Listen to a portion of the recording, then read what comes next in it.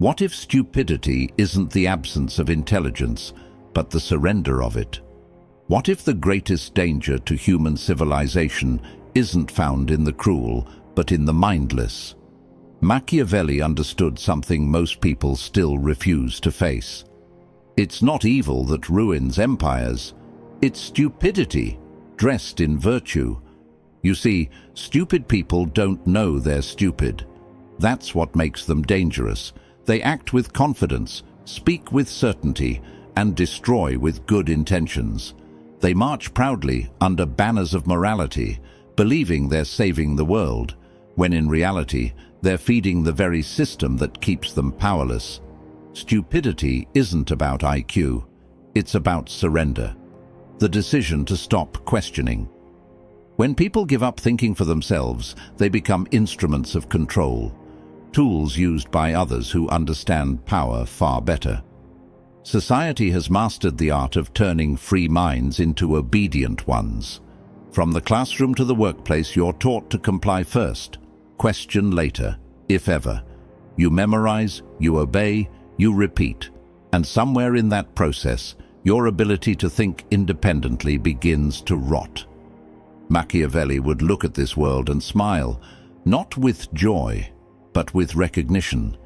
He warned that ignorance, once weaponized, can bring down entire civilizations, because fools, unlike the wise, act without hesitation. And today, stupidity has evolved. It scrolls, tweets, and argues, but never thinks. It hides behind hashtags and slogans. It confuses noise for truth and emotion for logic.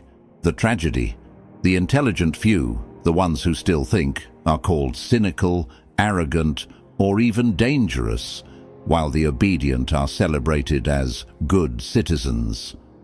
But here's the Machiavellian truth. Independent thought is rebellion, and in a world built on mental submission, thinking for yourself is the most radical act of power. So before we begin, I want you to remember this. Stupidity isn't natural. It's trained. And if you can unlearn what society taught you to believe, you'll see the world as it really is, not as you were told it should be. Now, I want you to drop this affirmation in the comments. I refuse to surrender my mind.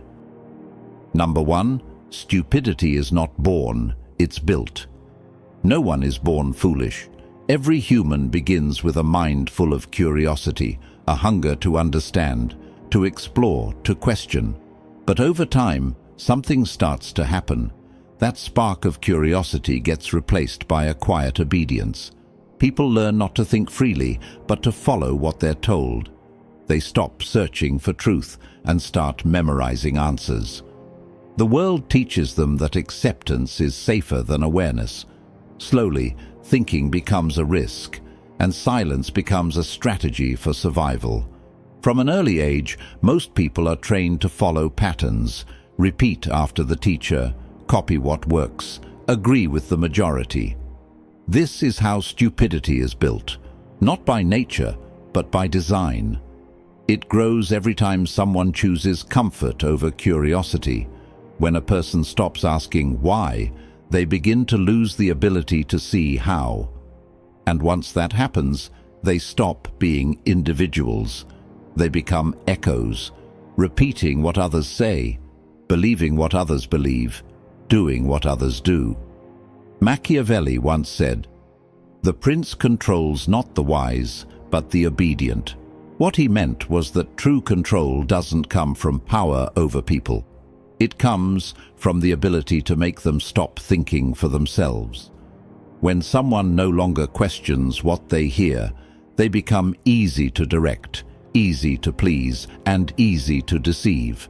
That is the silent tragedy of human intelligence. It's not destroyed, it's surrendered. The world praises obedience more than awareness. The one who asks questions is called difficult. The one who simply agrees is called good.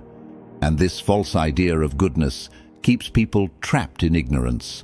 They mistake politeness for wisdom, conformity for intelligence, and repetition for truth. This is how a smart mind becomes a dull one, not by lack of knowledge, but by lack of courage to think differently. If you want to escape this invisible trap, you must learn to think with your own eyes. Don't repeat, reflect. Don't obey blindly. Observe deeply. Thinking is not rebellion, it's self-respect. When you stop surrendering your mind, you begin to see the world not as others describe it, but as it truly is. That clarity is rare, and that's why it's powerful. Drop this affirmation in the comments. I choose awareness over obedience. Number 2. The most dangerous fool is the confident one. Confidence without understanding is like fire in the hands of a child.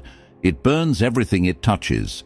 A fool who doubts himself causes little harm, but a fool who is sure he's right can destroy reason itself. The most dangerous kind of stupidity isn't silent. It's loud, proud, and absolutely certain. These are the people who never question their beliefs, never examine their thoughts, and never consider that they might be wrong. They speak with authority, act with arrogance, and convince others to follow them, not because they know the truth, but because they sound like they do. And when ignorance wears the mask of confidence, deception spreads faster than truth ever could. Machiavelli once said, "Men are so simple and so obedient to present necessities that he who deceives will always find someone who will let himself be deceived." This isn't about intelligence, it's about awareness. People often mistake confidence for wisdom. They think that the louder voice must be the smarter one, that certainty equals strength. But the truth is the opposite. Real strength lies in doubt, in the courage to say, "I might be wrong." Only those who think deeply understand how complex truth really is. But the confident fool never sees this complexity. He oversimplifies everything, divides the world into right and wrong, good and bad, us and them. This false clarity gives him comfort and control, but it also blinds him to reality. The confident fool becomes a danger not only to others, but to himself. He cannot learn because he believes he already knows. He cannot grow because he's trapped inside the illusion of his own intelligence. Every argument becomes a battle, every disagreement a threat. And so he lives in a world of noise, always speaking, never listening. The tragedy is that others follow him. People are drawn to certainty. It feels safe. They prefer the confident fool over the thoughtful skeptic because confidence gives them direction, even when it leads them nowhere. That's how foolishness multiplies, through imitation of arrogance. If you ever want to separate the wise from the foolish, watch how they handle doubt. The wise question themselves before they question others. The fool never questions at all. The moment you think you're beyond correction, you've already lost the ability to think. Remember, confidence without clarity is chaos in disguise. I want you to drop this affirmation in the comments. I choose clarity over arrogance. Number 3, stupidity hides behind morality. Human stupidity rarely appears naked. It dresses itself in goodness. People love to believe that their actions are guided by virtue, that they stand for what is right, and that their intentions are pure. But purity without understanding becomes dangerous. Many of the worst decisions in history have been made by those convinced they were doing the right thing. The fool hides behind morality because it gives him power without responsibility. When someone believes they are good, they stop examining the consequences of their actions. They no longer think, they justify. They defend their behavior not with logic, but with emotion, believing that kindness or righteousness automatically makes them correct. Machiavelli once said, "Good intentions are the most useful disguise for manipulation."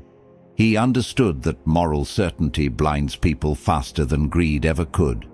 When a person is convinced of their moral superiority, they become impossible to reason with. They don't listen, they preach.